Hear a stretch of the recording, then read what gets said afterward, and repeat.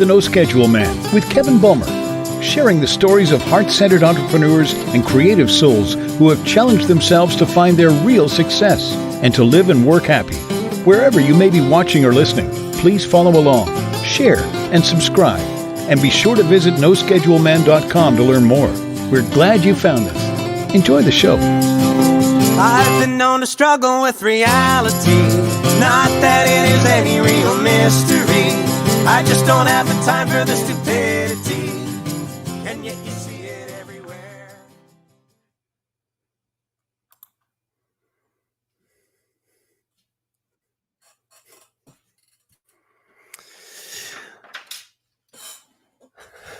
I don't have the time for the stupidity, the song says, like buffering internet connections. It's great to be able to have access to all of this conversation and connection. But when you get the little spinning wheel, doesn't it make you want to go full Incredible Hulk and just throw things? I'm not advocating that, by the way.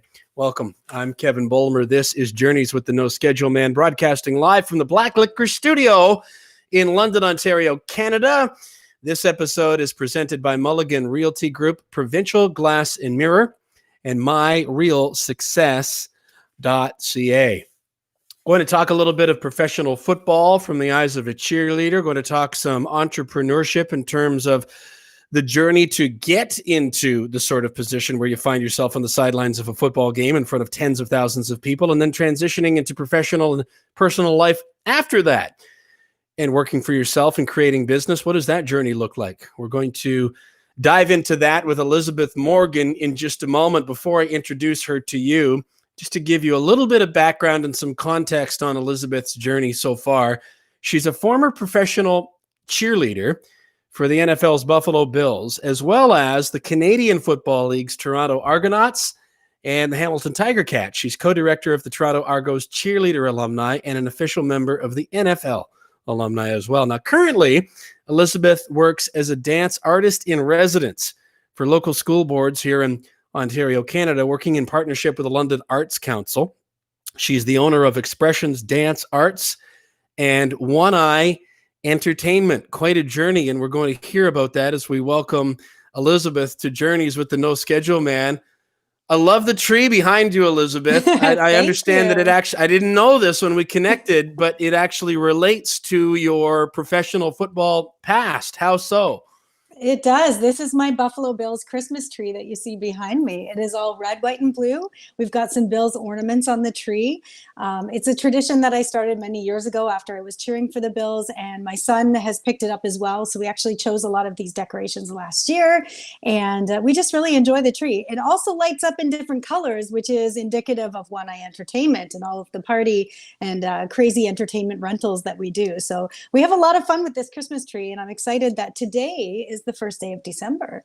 So we've got it up, we've got snow. It feels like Christmas is coming. The elves are back on the shelves. It's just a wonderful time of year.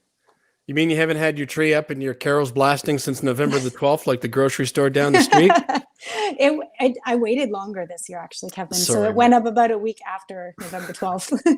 My inner Grinch just tried to come out there a little bit. We have already mentioned the Buffalo Bills. Take me inside what that's like, what you remember about the experience being at Ralph Wilson Stadium with tens of thousands of people, two teams of athletes who are performing at the highest level of their sport, sharing the same space as you, the cacophony of energy and the passion that is NFL football, and you and your teammates on the cheerleading squad. What's it like being a part of that environment in the role that you were in with that?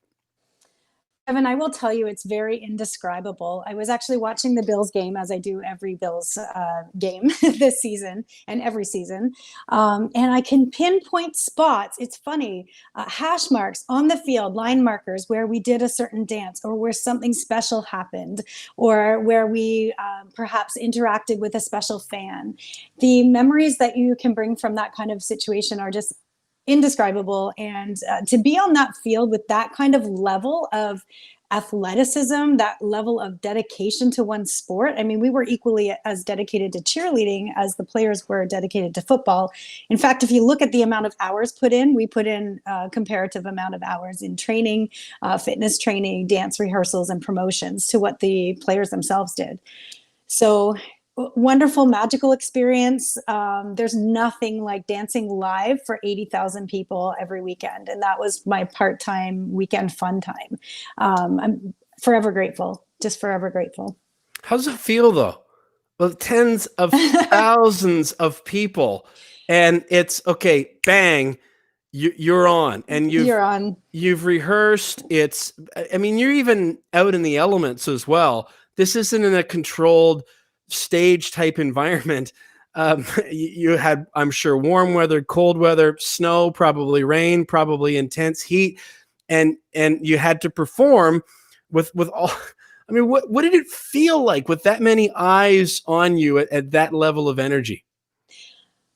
The nerves you get over quite quickly, and adrenaline tends to take over. And the wonderful thing about my experience on the Jills was we were so well rehearsed and so well evaluated during the training process that we were not allowed to set foot on that field unless they felt we were absolutely ready. Our technique was on point, our memorization of routines and sideline routines. As captains, we actually had the same thing that quarterbacks have. We have the playbook on our wrist, and so we would have to react to the different plays depending on what was happening, and then call cheers, formations, and dances accordingly. So we were trained just like any other professional who worked in an outdoor sport environment. And yes, we did have different uniforms for different types of weather and whatnot, but we still did all kinds of stuff. We did stunting in the snow. We danced in skirts and boots in December. We did tuxedos in January for New Year's one year. So yeah, it's an amazing experience, and you're well trained at that level. There's nothing more stringent. You'll hear a lot of hearsay about the things that have gone on with different NFL teams, and I'm not going to comment too much except based on my personal experience, which was the highest level of professionalism I have ever experienced as a performer. You mentioned the just a little bit, you hinted at the schedule and that you had to keep, and it being a part-time thing, of at least in terms of being there on Sundays for the opportunity to perform, but the training that you would have to go through along with all of your other commitments through the course of the week. What can you tell me about some things maybe like that, or anything else that comes to mind that people don't know and might be surprised to know as far as the role and the commitment that it takes to be a cheerleader at that level? I think one of the most under-recognized things, besides the military visits that the Jills did, I mean, they went to Iraq, they've been to Afghanistan. I myself went to Fort Hood in Texas to visit the troops before they deployed for war. Just that kind of commitment of taking time away from your families, oftentimes at Christmas or other important times of the year, to go and be with other people and their families who were struggling and who were about to fight for their country or were fighting for their country at the time. That's one little known fact. And the other one is the number of appearances that we did that were charitable appearances. So giving our own volunteer time, things like children's hospital events and food bank, food drives at the games, and other such type events. We did so many of those, dozens. Sometimes some of the girls I know did up to 100 events in a season. And that was all our own time because we felt that it was important to give back to the community related to this football club. So yes, there were, corporate appearances and the more glamorous things, but to be honest, a lot of times, a lot of us were driving from our jobs, our regular jobs, and changing quickly, getting ready, and being there with a smile on our face for a child who was battling cancer or other sort of circumstances. So I think those would be the most under-recognized aspects of a professional cheerleader. What about the level of athleticism that it would take, Elizabeth? Because and I've never been a cheerleader, but I've seen, or at least observed through television, a few competitions, or I've seen a couple of movies where I don't know how accurate they are, where there have been cheerleading competitions. And what I have observed, and hopefully you can tell me whether I'm even close to being in the ballpark or not, and I hope I'm not going to offend you with my ignorance. No. But would be a long way from kind of a lazy stereotypical, let's just wave our pom-poms, yay, go team. I have seen just a laser-focused choreography with incorporating dance as well as some level of gymnastics, and that would require a precision and a fitness level that looks astounding to me. Am I anywhere close at the kind of commitment that it would take to perform at that level?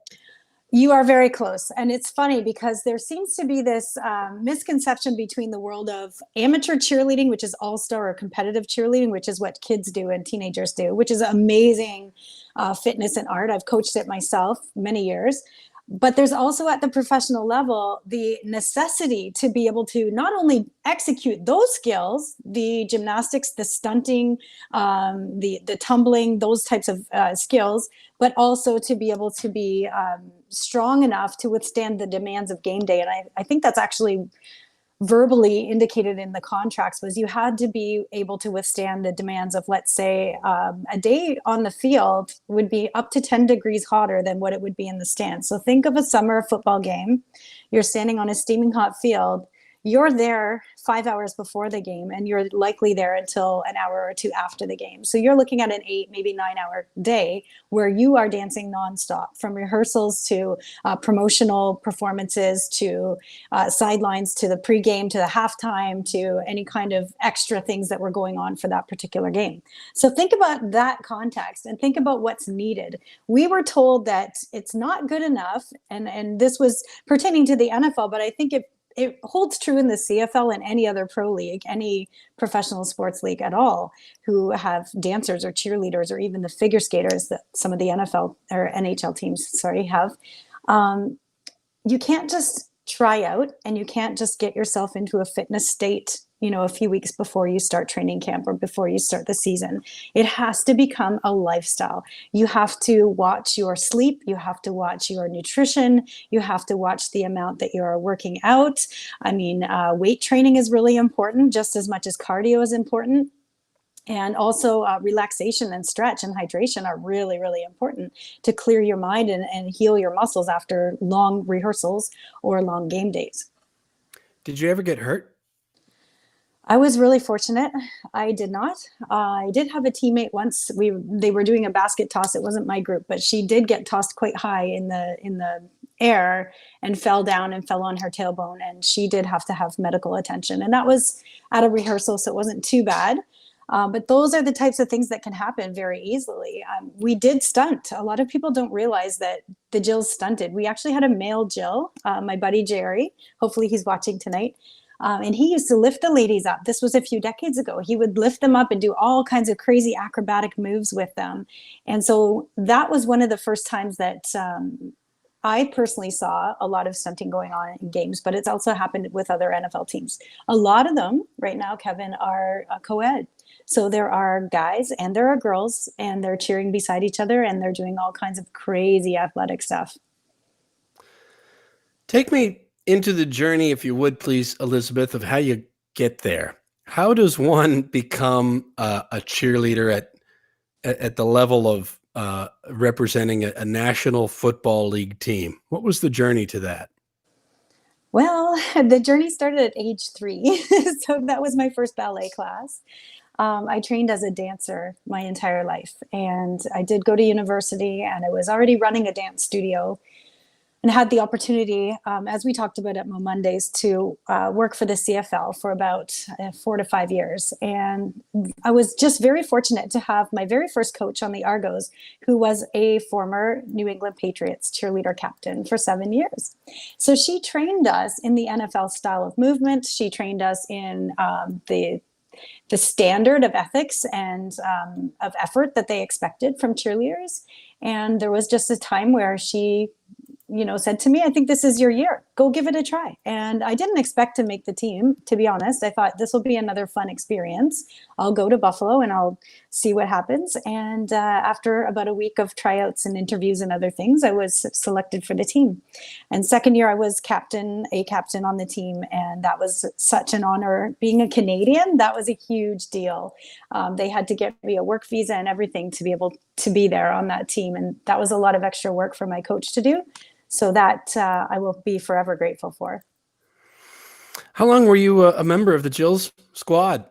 I was there for 2 years, just 2 short seasons. And then after that became a member of the alumni. And now we are really pleased that the NFL Cheerleader Alumni Association or organization are officially affiliated with the NFL alumni. So I'm actually a card-carrying member of the NFL alumni. It's pretty cool. Yeah, and we've been doing alumni events ever since. We did a reunion, which Buffalo hosted in 2016 for all of the NFL teams across the USA. And they flew into Buffalo for the weekend. And we had a huge party for the weekend with workshops and tours of Niagara Falls and things like that.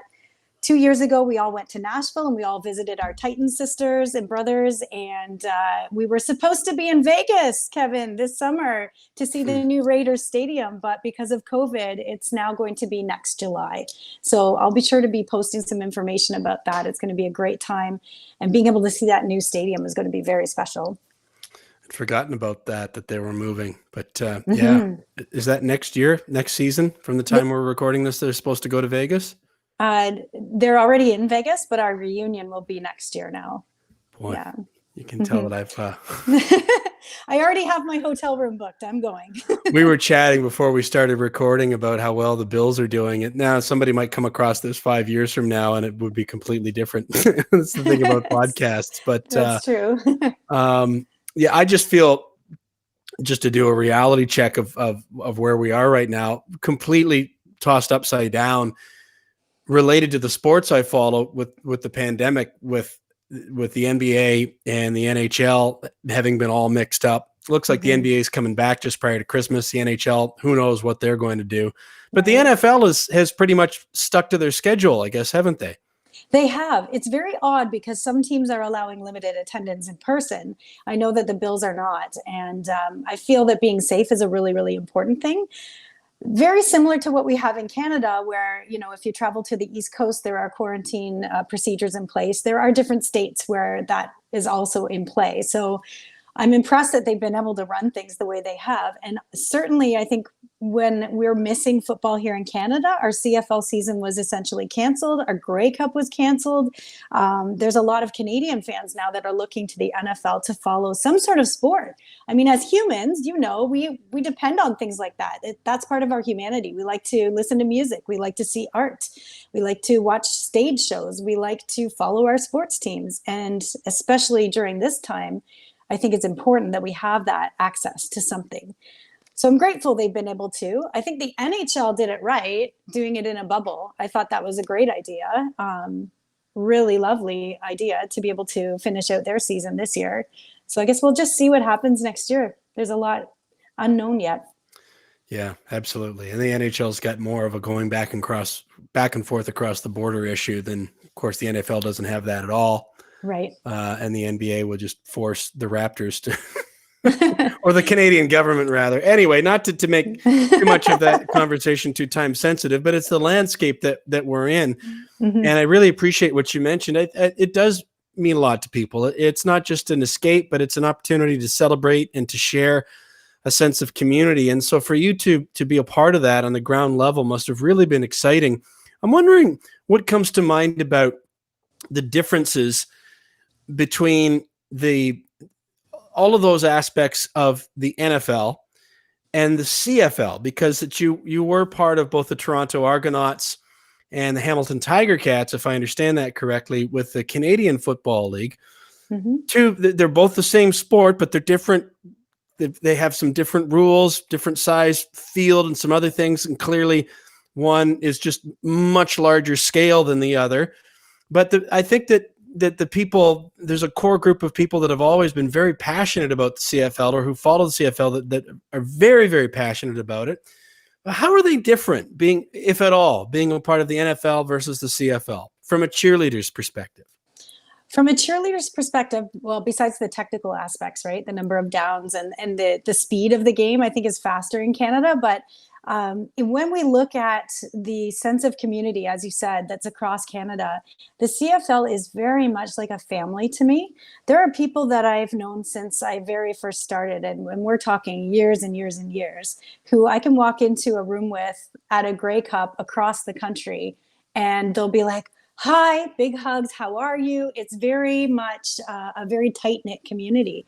I feel that the rules are not as strict in the CFL. It's more of it's more of a community-based kind of sport. The NFL is huge business, and I think they protect their investments very, very well. And they have to, make certain rules, and they have to make certain expectations because it's on that level of exposure, essentially. With the CFL, I really wish we would have had the chance to have a Grey Cup this year because it brings the whole country together. Have you ever been to a Grey Cup, Kevin? I never have. Oh, No, well, it's supposed to be in Hamilton next year, and we're having our CFCAO, that's the National CFL Cheerleader Reunion, in Hamilton next year during Grey Cup week. So if it does happen, you really need to go. It is Canada's biggest party without a doubt. Every team from across the CFL flies in. I remember memories of different Grey Cups where the Calgary teams would actually come in with their horses, and they would go in the Grey Cup parade, no matter what province it was in. So there's just this sense of like pride in our national spirit at the same time as our pride in this game, which is Canadian football, in my opinion. The Argos are the longest running professional football team in North America, actually. So they predate all of the NFL teams. So, we've had this sport for a long time. And at one time, I don't know if you knew this either, but we had U.S. expansion teams as part of the CFL. I remember that. Yeah. So it's kind of crosses borders in a few different ways. The other thing that I've noticed about the CFL is a lot of friends of mine that have worked for one team have gone and worked for another. And there seems to be this camaraderie in that. I myself, I went from the Argos to the Tigercats. I did choreography for the Red Blacks. I did guest choreo for the Argos. It was just, it's a fluid situation where they say, you know what, let's work together and do something special. So that's the feeling I get. It's a warm, fuzzy feeling from the CFL. You mentioned some of the choreography there. How is that? Let me think of how to ask that. I'm curious about both where that comes from. Like, is there a coach, like a head coach for the cheerleading team? And a part B to that question is, how often do you have to change it up, or do you learn a bunch of things and then run it through for the season? I shouldn't be asking multiple questions all at once. It's an interviewing sin. But who sets the tone, and how much does the choreography change over the course of a season? Of a season, are you saying? Sorry, was that what you said? Yeah. Normally the style would remain the same per coach. So for example, if a team changes coaches and that coach has a different forte in terms of their dance style, then normally the choreography will kind of veer a little bit in that direction. I do know with the Argos, you can actually very clearly see the different eras of alumni and our different styles of choreography based on what the coaching was and also what the musical styles were that came out during those eras. So you can look back 1935, the ladies from back in 1935 were very much, kick line type of ladies, and the trumpets and the trombones and that kind of style, lots of marching. Then you look at, excuse me, the Sunshine Girls that came before my generation, and they had a different style again. And then you see, more progression into almost like a hip hop style that has evolved and is now currently the style that the Argos A-team dancers are performing. So it actually varies depending on the generation, depending on the type of music that is popular at the time, because always we want to have popular music for our fans. And it's kind of an interesting evolution, I guess, of the art. I have to ask on behalf of anyone who's listening, is that a bird? Have you got a bird there with you, or is there an elephant in the backyard? That is my parrot, Oliver, and he knows that I'm on the phone. And as he does every time that I have a Facebook Live or I'm on the phone, he has to say something. So he's in the background commenting. Fair enough. Thank you for Yeah. being so gracious enough to let me put you on the spot with that. Hello, Yeah. Oliver. So what else did your life look like at the time when you were juggling the He cheerleading just said duties? hello. I don't know if you heard that, but he Did just he said hello really? back to you. Yeah. I'll try it. No, I was too busy flapping my gums to hear that. I'll have to go back to the recording. Hi, Oliver. Now he's quiet. No, he's going to be quiet. Yeah. Maybe I should speak to him in his language. There we go. Nice. Yeah, and then he'll just go crazy for the whole rest of our conversation. So I shouldn't poke the parrot. It sounds like a really busy is. I'm looking for a word that's more impactful than that, but I'll go with busy for want of a better word. Life, but intense maybe is even better because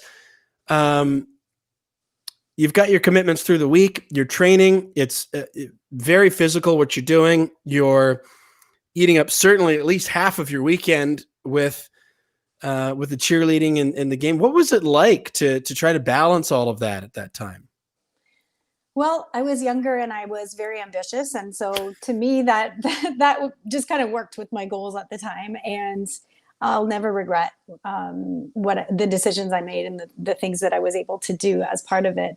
It requires a lot of really intricate time management skills and just even monitoring things, like I said, like your sleep and making sure that you eat properly and that you are exercising in a healthy way as well. One thing that did do for me, Kevin, is it made me a better dance teacher because I was able to look at some of my students that maybe had busy schedules. Some were not just doing dance, they were doing theater, some were doing stage combat classes, some were playing sports as well, and then managing their academics at school.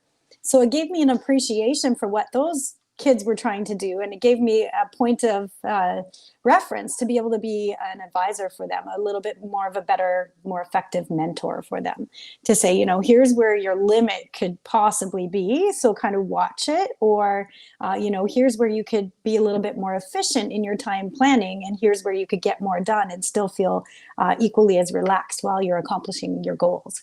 So I think it actually really helped me in a teacher kind of a role. What specifically were some of the other things that you were doing during that time of your life? I was running my dance studio. So at the time, I was actually running a full-time studio with competitive teams. We were competing all over the place. We were traveling. Oh, there he is again. We were competing, you know, even internationally at that time. So LA, we went to Florida multiple times, to Orlando. We had some girls go to Paris at one point and do an intensive. So there was a lot going on with work. And basically I was focused on, okay, what can I do in my off time to learn more, to be better, to be a better mentor, and then to come back and show these kids they can do this. They can achieve any dream they want to. And so I spent many years doing that. It's a little quieter now, and I'm grateful for that. I have my own little guy, as you know, and he needs me too. So we are having a lot of fun just spending a little bit more time together. You're referring to your son this time, not the parrot, right? Yeah, that's right. Yes. Just for those who don't know, Elizabeth. Right. Tell me more, if you would, Elizabeth, about the dance studio. Mm-hmm. How did that develop as part of your professional path? I was a dancer all the way through my childhood and teenage years, and I had a wonderful teacher in high school up north who just really inspired me to want to teach. And so when I turned 19, I actually went and got my teacher certification. I surprised her with it. I went to Toronto and I did the exams, and then I went back up north and I showed her, and I was very fortunate. And this is what I also would mention to young people today, is look for the opportunities that exist through our government, through our community, through other resources. I was able to get a student grant basically to start my dance studio. And that's how my business started. And it actually helped pay my way through university. So I was teaching all the way through university. And then afterwards, it just kind of blossomed into something bigger. And I could never be more grateful, because I had love working with kids. I had so many wonderful memories over the years. A lot of them still message me once in a while to tell me, if they had a baby, or they were doing a new course in university, or if they got to teach a dance class. And it's so special to hear those memories back, to know that you made a difference with all those nights that we were together at the studio, and early Saturday mornings, cold winter days, we would be dancing all night. So it started young, and I would encourage young people to look for those opportunities that do exist. We're in a great magical time right now because everything's changing, right? The pandemic is changing everything that's going on in our community and in our world. There are little niches that you can find to get your path going. What's the business side of running a dance studio like? That is very taxing. I will say that. And I give props to all of my dance studio owner friends. Unfortunately, due to COVID, there have been a lot of people that haven't been able to teach this year. I've done most of my work online with online programming. It is a lot of work because you're not only managing the kids, but you're managing the parents. So it's almost like running your own school, essentially, right? But you're the admin, you're the instructor, you're the fundraiser, you're the producer of the school show, you're the examiner. All of those things fall onto the shoulders of the studio director and then the studio staff. So it's a tremendous amount of responsibility. There's a heavy weight on your shoulders to do that, because these parents are entrusting you to take their children and be able to give them not only physical skills, but mental skills and socialization skills and stage performance skills, that confidence, that self-esteem that dance can bring to people. So it does seem to be a kind of a taxing type of a job. I would give anything for kids. I just love them to death. So for me, it was a labor of love. The entire time I've done this, it's been a labor of love. It sounds like it's been a consistent through line from the time that you got involved, and you mentioned that leading the studio was something that you did all the way through university and actually helped pay for university. Mm-hmm. Did you come out of university and then just go right into or continue with the studio, or was there something else in your professional path alongside that? I did. I continued with the studio, and it's still in existence today, which I'm super proud about. What I did do, though, at the same time, is I did a little bit of, it's basically supply teaching, and I did work at the local television station for a little while as well. So I had some little contract jobs that just kind of helped, when you're a young person, Kevin, and you're trying to get your start, and you just need a little bit of extra here or there to try to figure out what it is that you want to do, and to try to make sure that you have the budget to do it. For example, to buy your first studio building, those kinds of things. So I did do other small jobs around it, but that studio has been my baby it's 27 years now. I actually would drive to Buffalo 2, 3, sometimes 4 times a week, but I would always be back for classes the next day to teach my kids back here. And that was a dedication that I promised myself I wasn't going to let go during that experience. So. Were you entrepreneurial in nature growing up? That's a really good question. I think I was just raised right to believe that whatever you would like to achieve, you can achieve. And I was given opportunities rather than limits, and given explanations rather than rules. I think those things kind of shaped my way of thinking. And I think an entrepreneur, as you're one as well, we sort of think outside the box, right? We think about not what isn't possible, but what is possible and what the potential is, as opposed to what the limits are. So I'm grateful to have had parents that raised me in that kind of mentality. And I think that's where it all started. What's it like conducting some of this online with the pandemic? I'm guessing that, the dance is a very kinetic thing, clearly, but I'm just even envisioning what it might be like working with a young person and just even being able to physically help them maneuver into certain positions and understand certain movements. It would seem to me that if it were me, I might feel especially frustrated. I guess if you can't physically share the same space and and actually be in physical contact with each other to help somebody see, like, I mean, you know, like correct a posture, or Right. your elbow needs to be out here, but to have to learn how to talk through it. How's it different by delivering that virtually?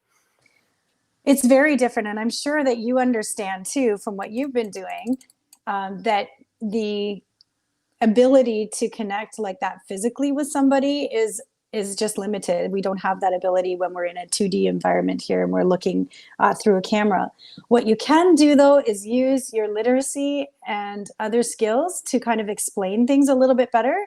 The other thing I've been trying to do with a lot of the live things I've done is offer some sort of motivation, some inspirational context to what the kids are doing or what the families are doing together.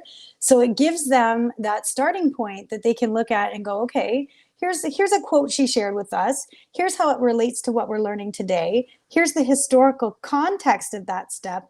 Now let's take that knowledge and we're going to apply it to us trying to physically do this step. So it's a little bit different than, you know, being in a ballet classroom and being able to straighten backs or, you know, fix arches or fix sickled feet, those kinds of things. It is more like, what is the motivation behind the movement, and let's try to get that as your insight as you begin, you know, learning something. What is the motivation for some of the students, the people that come to you? What are they learning to become proficient in dance for?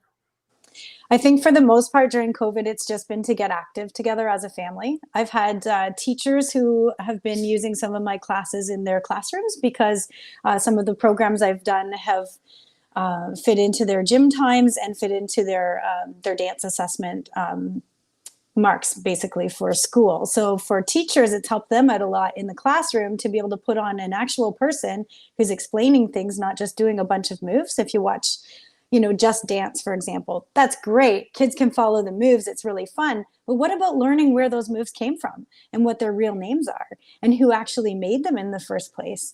Those are things that then start kids to get thinking on another level and expressing themselves on another level. So I've seen the classrooms respond very well to what I've been doing. And in terms of families themselves, it's been, I think, just to be active together, and when they've been stuck together at home, just to be able to do something to burn off that energy. I think we're coming up to another time, Kevin, where that's going to be very important. We've had a lovely summer. We had great weather all summer and fall, but we're coming into winter now. Kids and families are going to need this opportunity to get active together indoors in the safety of their own homes, especially given the recent COVID numbers. You mentioned earlier about how, when we were talking about cheerleading, how the styles and the expression have morphed and changed with the times. What do you do to continue to challenge yourself as styles change and morph and grow as a teacher, as a dance instructor, to kind of keep yourself on that sort of leading edge and to feed your own versatility? How do you manage that?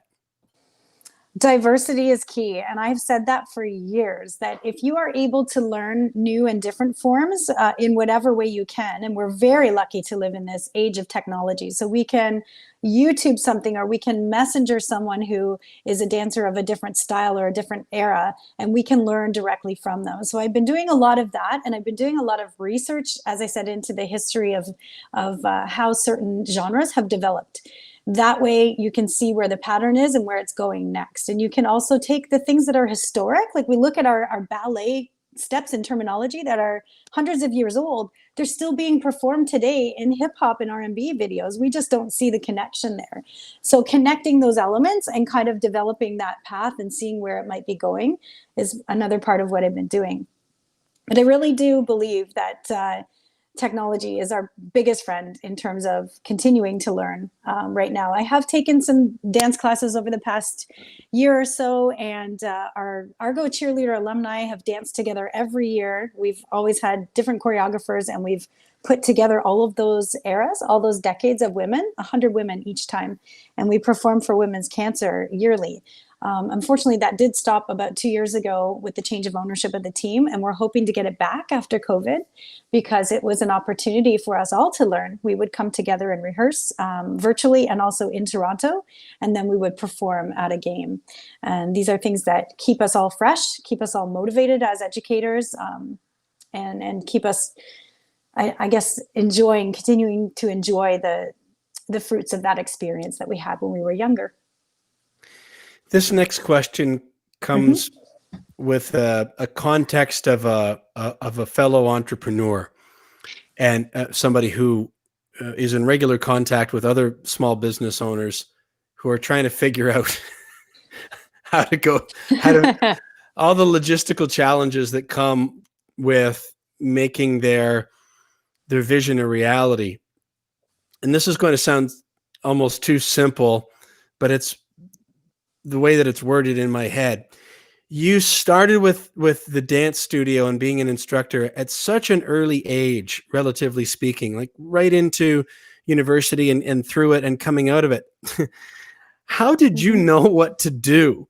I mean, even coming up with the curriculum and how to structure it and what to charge and running a business. What do you remember about what was going through your head at that time and how you were managing it? Like, how did you know and how did you decide how to structure and run that business? Well, I will tell you, I was very well trained. I had great teachers growing up, and I had the opportunity to study in a number of different studios because we moved around a lot. My dad was a minister, so we moved every 3 or 4 years. My last teacher in high school, and I shouldn't say last because I've been studying my entire life since then, but my last sort of studio teacher in a high school environment was extremely good at what she did. And she taught me all about how to run a studio. And at one point, I was the person who would run it when she was gone. If she had to go away to a competition or she was out of town for a week, I would run the studio for her. So I got that practical experience off the hop. But as an entrepreneur, you know this too, Kevin, we often want to try new things, right? And sometimes it's trial and error. We just have to decide, I'm going to go for this. Maybe it will work. Maybe it won't. I'm going to try it anyway. There's nothing wrong with actually giving something a try. The worst thing to do, and I said this in my Monday speech, is to never take that shot because you miss 100% of the shots that you don't take. So you've got to take the shot, use your best knowledge and your best intuition. I think maybe as a fellow entrepreneur, you kind of feel intuition, right? About different projects you do or different things you do. For sure. And trust that. And know that if you're doing something because you're so passionate about it, there's a reason why you were meant to do that. So just kind of follow through with it and be confident in the trial. Have you found, especially considering this pandemic era that we're in, where all of the regular rules of engagement that we're familiar with seem to be out the window to a large degree, yes, that it's not that deciding to be in business for yourself is an act of jumping into the void once and then just trusting that you're going to be able to come up with solutions and tinker and tweak and adjust as you go, but that it's almost a constant process of challenging yourself to keep jumping into new voids and figure things out? Actually, I totally agree. And I'll relate it to football. As a quarterback, you're only as good as your last Super Bowl win. You're only as good as your last game. You're only as good as your last play. As a business owner, you're only as good as the last thing that you did. So you have to constantly be looking, not one, not two, maybe 3 steps ahead, and be thinking, okay, how can I better myself? How can I do something more efficiently than I did before? How can I please my customers and my clientele in a more meaningful way? Those are things that an entrepreneur naturally thinks about. So if you, like you are a natural entrepreneur, you're automatically doing that. It's intrinsic. It's already happening in your head. I don't think you can force those elements. I think that's what sets us maybe apart from different types of people that work different types of jobs. I still find myself, Elizabeth, trying to get back to a place that I know doesn't exist, which is a there or a rhythm or a routine or something like that, that feels like, well, once I get there, then I can just run on those tracks, even though I know full well that that's not ever how it's going to be. There is no top to the mountain, no period at the end of the sentence that to life or to business. But I wonder if maybe it's just me. or if other people can relate to that idea, whether it's just kind of an ingrained part of the human condition to try to crave some sense of familiarity and comfort, even though we know that it's that constantly being just pushing the edge of discomfort. Like you mentioned intuition. I've had this impulse, this idea, but I don't quite know how to put that together, or how to make it all the pieces fit. But I'm just going to move forward anyway. And you strike me as a person who's continued to do that over and over and over in her life, and have enjoyed some great results, up to and including the pandemic, of having to adjust. And here's a word I'm hearing a lot: pivot. Yes. I can't bring people together in the studio as much as I used to. So now I've got to deliver things online. What's your experience been related to all of that? Wow. Okay. Well, I would say yes, we all crave that security. And it is nice to know, that you've got a certain, for example, in a dance studio environment, a certain number of students that are coming back year after year. You have that security there. That you maybe have a brick and mortar type of place that you can go to. And that you have a schedule that's going to happen. Well, all that's been thrown out the window by COVID anyway. So why not just, give a try at wanting the security, but finding new ways to get it. And yeah, I'm not quite sure how else to verbalize it. I just think we all do crave it, but as entrepreneurs, we are always looking for that next greatest thing. And we're always wanting the challenge. I don't know what in the world happened there, but Elizabeth just disappeared. Stay with me here because she'll be able to sign back in. That doesn't happen very much. Should I send her a Facebook message? I actually turned this phone off so that it wouldn't bother us. I'll keep talking so that she can she can reconnect. I didn't touch anything. I didn't press anything. I was asking her about her experience related to that sort of sense of familiarity. Here she's coming back now, because I think so many of us are going through it. Especially in this pandemic era, as Elizabeth comes back. I don't know what happened there, my friend, but you just fell off the face of the earth. I was worried that your parrot just got out of its cage and came and carried you away. He was jealous. He bit the cord. Thanks for knowing what to do and jumping right back on. I was just saying that I really, why I've brought this up and have sort of held the conversation here for a moment, Elizabeth, is that not only do I think is that part of just the human condition of all of us trying to find some place of comfort, familiarity, mixed with the positive, the healthy aspects of growth, of expansion, of challenge, of just being a little bit on the edge of discomfort, not necessarily all the way over to where you're just totally in a state of diving into fear.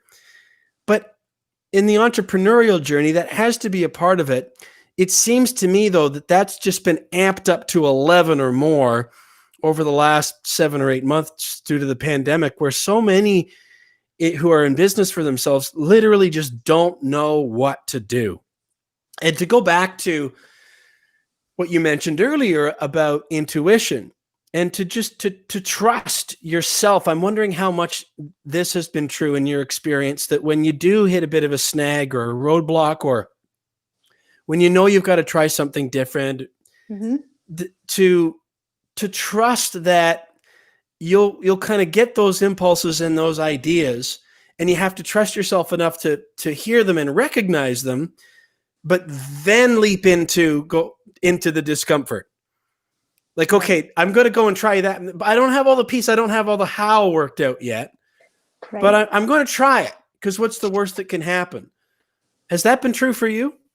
It has been. And I think it's been true for a lot of us. And I think the beauty in this is that we are all going through this together, right? There's not just one of us that is experiencing this kind of unknown future or unknown, how would you say it, visualization of how our businesses or how our work would be conducted. We don't know when this pandemic will eventually end. We don't know to what extent it's going to continue to affect our economy.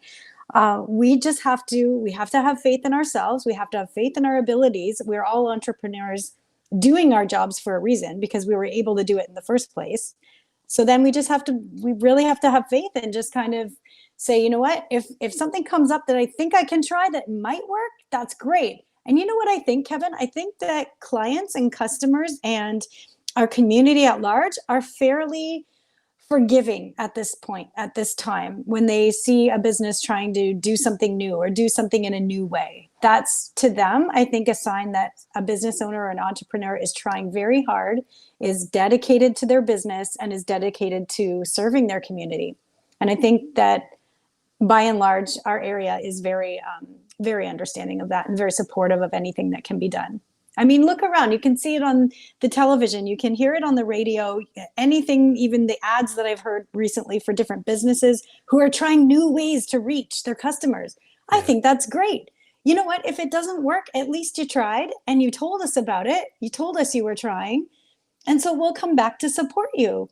So I think there's a beauty in the effort.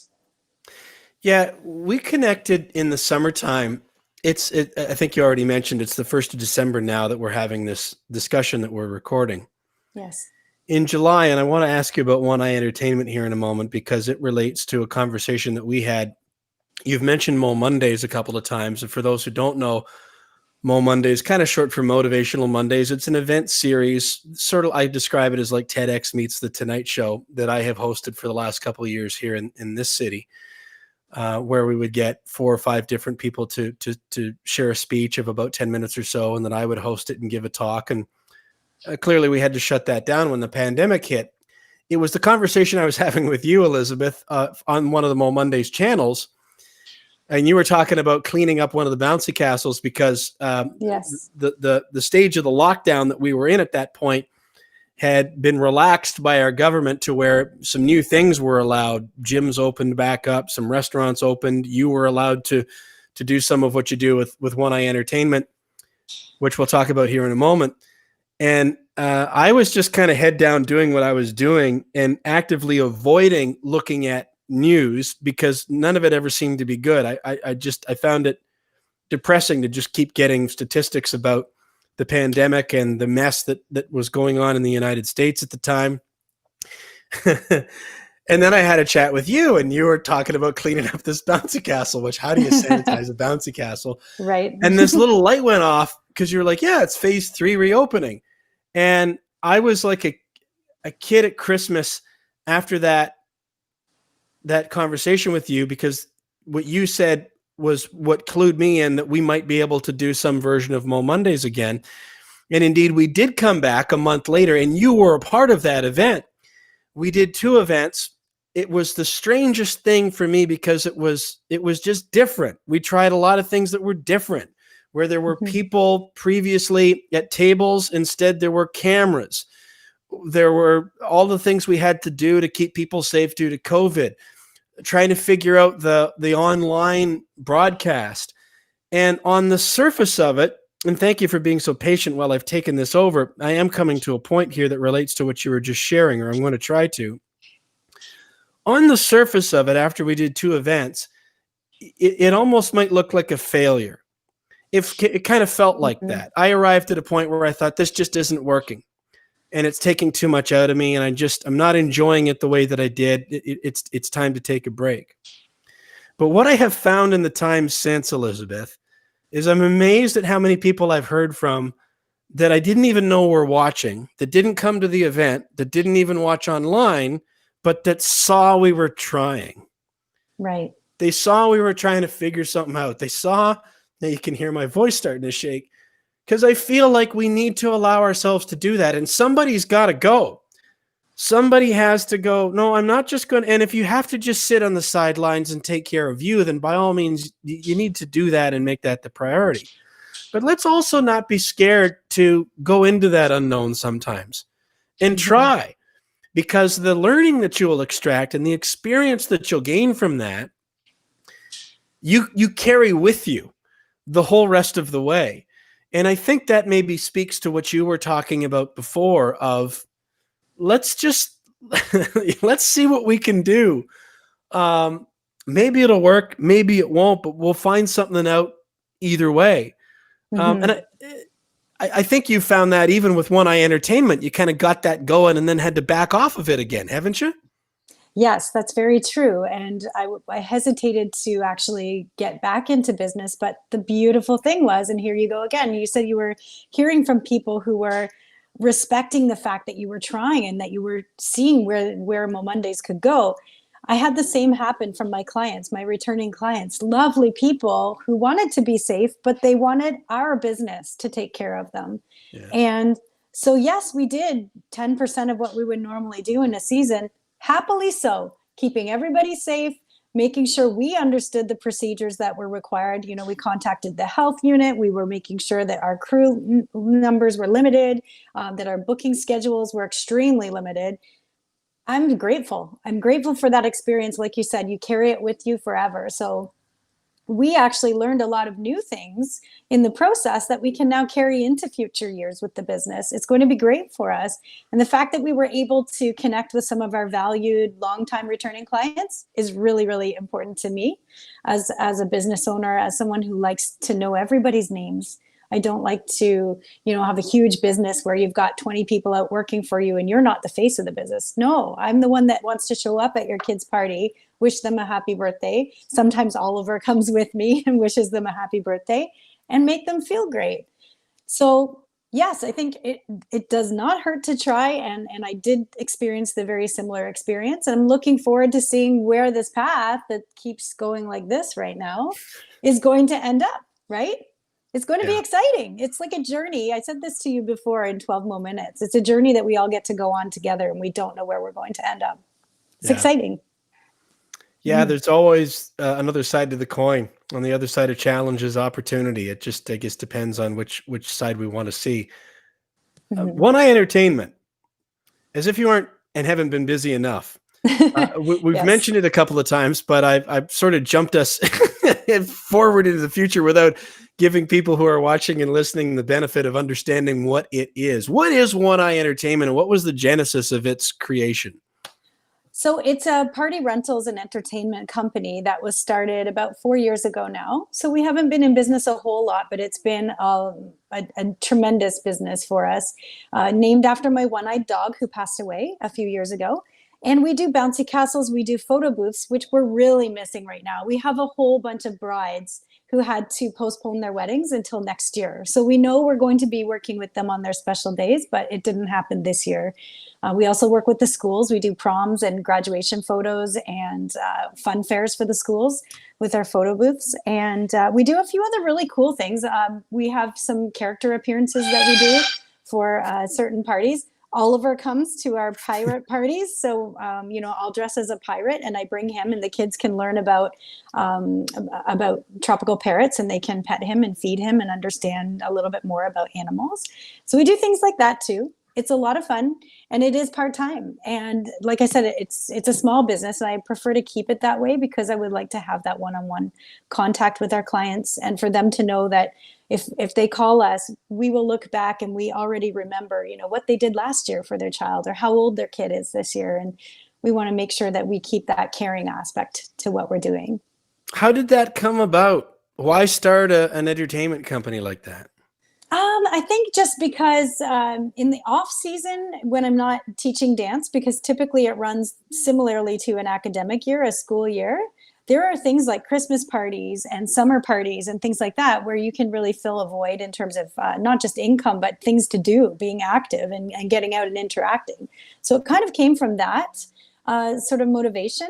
And then I just fell in love with the idea of, designing bouncy castles. So I've, had some custom made and the whole idea of seeing kids jumping and happy and parents relaxed at their kids' parties because we know it's a stressful thing for parents to host a birthday party. So those things just really endeared me to the business even more. And we love working with our school groups too. We've been to some schools now 3, 4, 5 years in a row where we are able to see kids growing year after year at their proms or their semi-formals, or we've seen, multiple classes graduate. It's really very cool. Yeah. It sounds rewarding.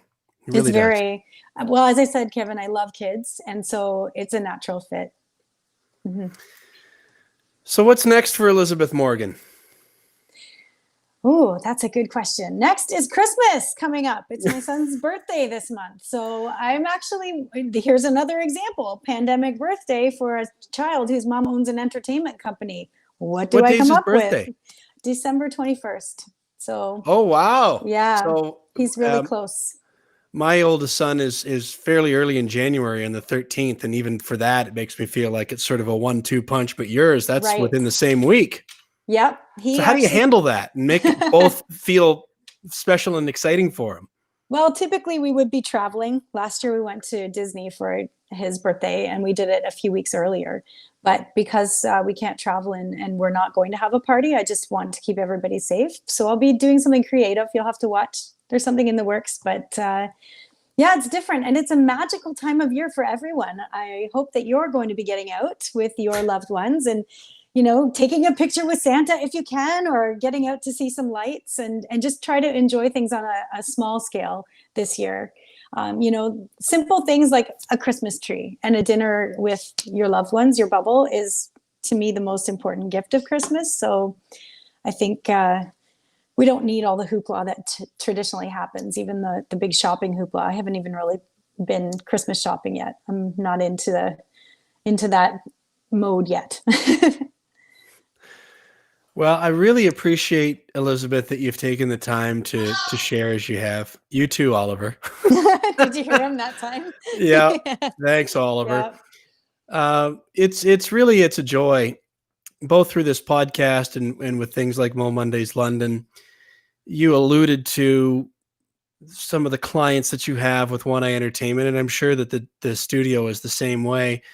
It really, a lot of times it feels like family. You form friendships, and it's not that you even need to be in communication on a regular basis, but just knowing that each other is there when you have your heart in what you're doing, as you do, whether it's cheerleading or as a mom or running the dance studio or with One Eye Entertainment, anything that you do.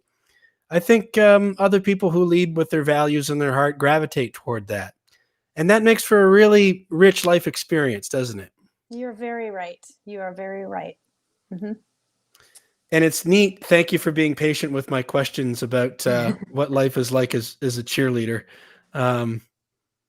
It's cool. I won't look at it the same way because I know more about what some of those people are having to probably endure and deal with. And I appreciate you sharing and look forward to things lifting and getting back to some semblance of what we were used to. I'm not going to say normal because I think we're probably headed towards some new normal. Yeah. But hopefully it involves being able to get together in venues like what we did at Mo Mondays and who knows what. But it's been a pleasure to connect with you and get to know you, Elizabeth. And I look forward to more chats in the future. Thanks again for this. Thank you so much, Kevin. And thank you for all that you've done with Mo Mondays as well. I mean, I've been there as an audience member. I've been there as a speaker.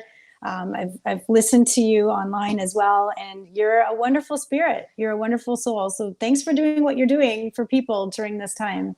You're very kind, Elizabeth. Yeah. Thanks so much. We'll talk to you again soon. I hope. That is Elizabeth Morgan. This is episode 115 of Journeys with the No Schedule Man, which you will be able to find on most major podcast platforms. This audio will be up on Spotify, Apple Podcasts, Google Podcasts, Stitcher, iHeartRadio. The video will be on YouTube at our channel at No Schedule Man, and you'll be able to find that on Facebook as well. Our entire archive of episodes is always available at noscheduleman.com. Just dial that up and then go to the podcast page, and you'll find all the episodes listed there. Every single episode has its own blog post, kind of a show notes post, where we aggregate all of the links to each of those channels that I just mentioned. You can also stream and or download the audio or watch the video right from that post. So if you're watching this live, you're going to have to give me a few hours to catch up. But if you're at any point in the future, which means if it's December 2nd, 2020 or beyond, just go to noscheduleman.com and click on the podcast page, and you'll find the entire archive of episodes. There's some great stuff there, not because of me, but because of the guests that we've enjoyed like Elizabeth, sharing their stories about what they're passionate about their creativity, about their business, about their journeys, about their challenges, about their triumphs. And they are all available to you for free on whatever platform you like. I just ask that you maybe click follow or subscribe. And if you feel so inclined, leave a kind word with a rating or a review if you find any of these kinds of conversations helpful, because it just helps us increase our reach and help more heart-centered entrepreneurs like Elizabeth and like you. Thank you to our good friends at Mulligan Realty Group. Ryan Mulligan and his team have just been incredible supporters of this podcast and of Mo Mondays London, which both Elizabeth and I mentioned. If you're in the London, Ontario area, Mulligan Realty Group is the kind of realtor that you deserve, and you can learn more about them at mulliganrealtygroup.com.